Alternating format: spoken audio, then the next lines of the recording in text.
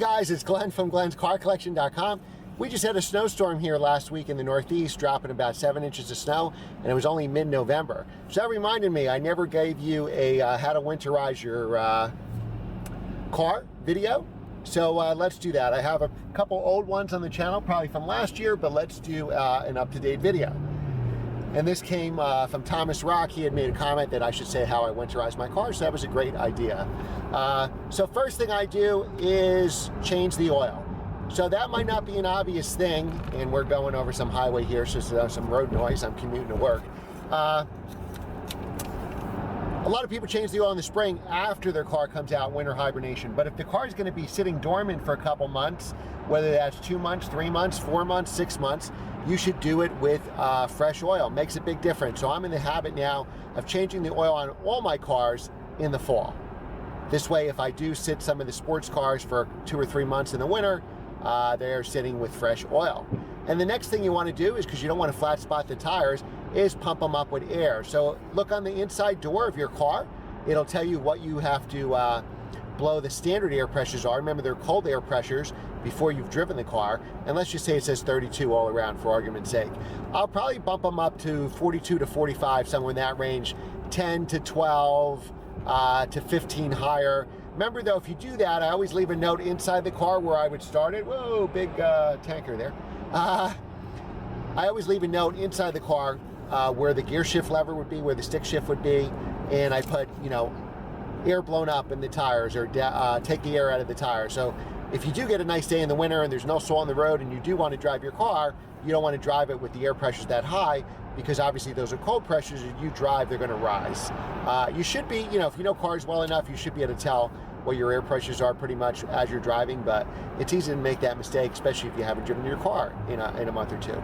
Now, what I'll try to do is exercise the cars as much as I can. If there's no salt on the road, I will drive them, and so they won't winterize for more than, you know, a month or 6 weeks or something like that. You know, last year I think they sat about 3 months. Not that we necessarily had a lot of snow, but the salt on the road, I do not drive the cars if there's salt on the road.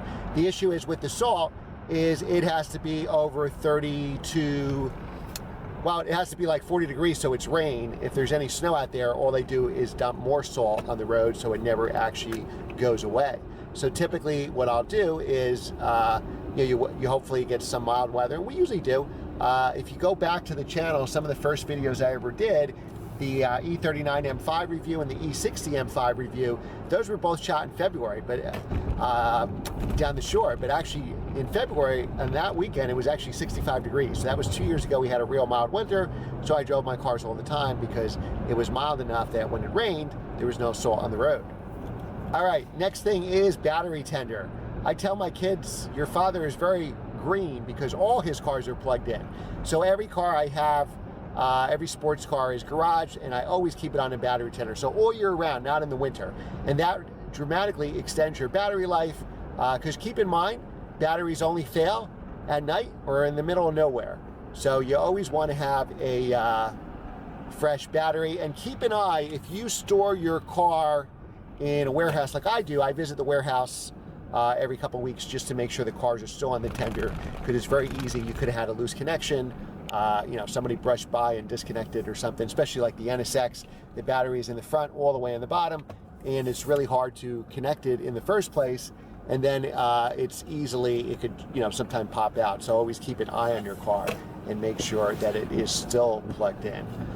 If you have I have these little like bump stops I park the car on. That helps with flat spots of the tires also.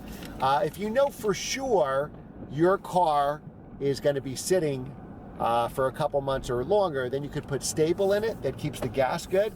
I typically don't start the season with Sta-Bil, and then I'll go to Sta-Bil later on if I need to. So for example, I may start the season with no Sta-Bil. I'm planning on driving the cars at least once a month. If for some reason I can't do the Sta-Bil, or the car's going to sit, if the car's going to sit 2 or 3 months now because the winter got real bad, we just got a foot of snow, and I know that the car is going to sit, what I'll do is actually go to the warehouse and then fill in the Sta-Bil. So that brings up a good point. Always put your car away with a full tank of gas. Especially a full tank of gas. If you live in a cold area or you don't have a heated garage, you want to you don't want to have condensation in that gas tank, so you always want to have a full tank. Right, what I love is unplowed parking lots. So always full tank of gas, change the oil, blow the airs up to temperature, stable. Try to keep it in a climate controlled garage if you can. Cover your car. Because what's going to happen is, even if it's in your garage, you open the garage to get your snow blower or your shovel, dust is going to come in there, snow is going to come in there, maybe rain, sleet if you have the garage open when you're shoveling. So keep the car in the cover. That's the best way to do it. I have all the cars plugged in on a tender, and then the battery's fresh when it's go. It's got a full tank of gas, so I'm ready to go. If you do put stable in your car, then make sure you run that gas tank as soon as possible. Even here in the Northeast, a terrible winter, your car sits 4 or 5 months. Get that, and you had put stable in it because you knew that going in.